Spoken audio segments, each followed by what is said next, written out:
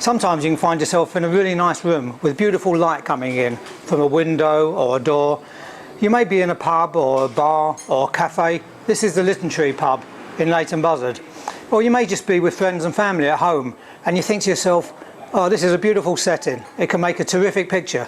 So you get your camera out. So you take the opportunity to take a photo and you think to yourself, this is going to be a beautiful photo. It's a lovely scene, great light. Let's see how it turns out. And you look at the photo and, well, not exactly a disaster, but really it's just a snapshot. It's nothing like how the room actually looks. So you think to yourself, well, maybe it's time for a new camera. But no, what actually happened was I left the camera in the auto mode, the flash went off, and it killed all of the lovely ambient light in the room.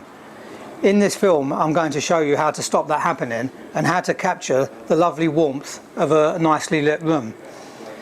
The first thing you need to do is to turn the flash off on the camera. That's really important.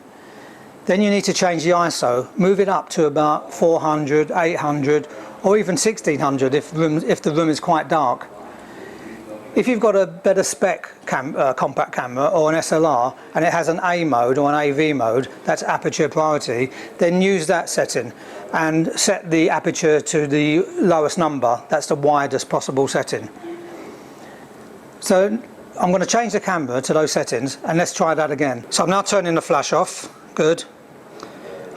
I'm changing the ISO to about 800 in this room. If you're not sure about how to turn the flash off, ISO and setting apertures, there are other films on that subject and the links are lower down on this page. So let's give this a try now.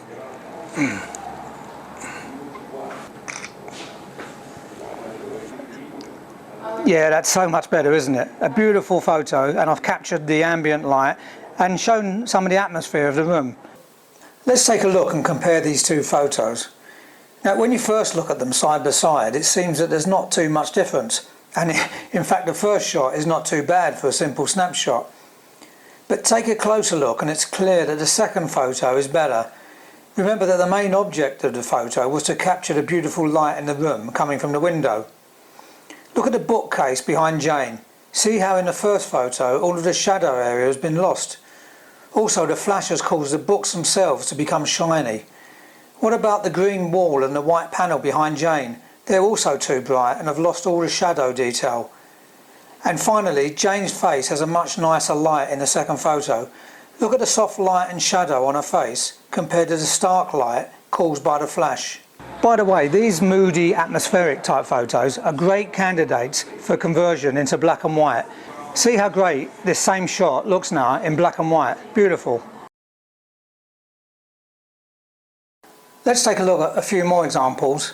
This one's also in a pub by a window, and you can see I've used flash because the light is very flat and there's a shadow just behind the lady's nose.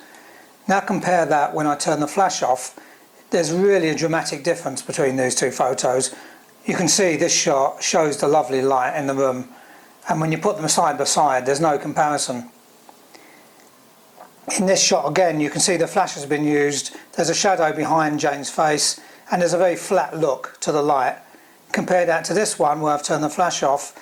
You can see light and shadow on the sofa and again on her face. A much better photo. There's the two together.